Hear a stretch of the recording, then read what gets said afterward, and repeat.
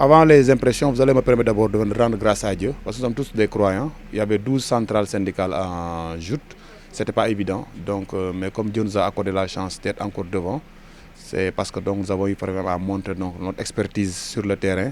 Nous avons eu à convaincre les travailleurs qui nous ont encore relevé leur confiance. Et là aussi, donc, quand on vous renouvelle la confiance, la tâche devient encore plus dure. Donc nous en sommes conscients. Oui, on a déjà commencé le travail, nous avons déjà commencé à faire les différents secteurs.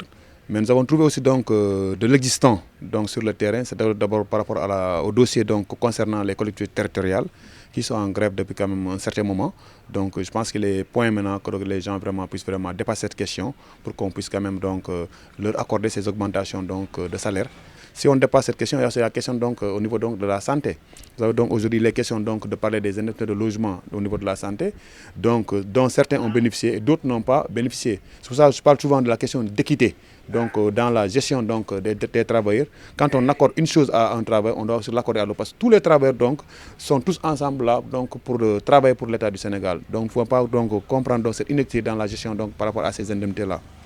Si on prend donc la question donc, de l'éducation, toujours, il y a la question des décisionnaires qui est là, qui est une question pendante depuis lors. Donc des décisionnaires qui subissent vraiment une injustice par rapport à leur carrière.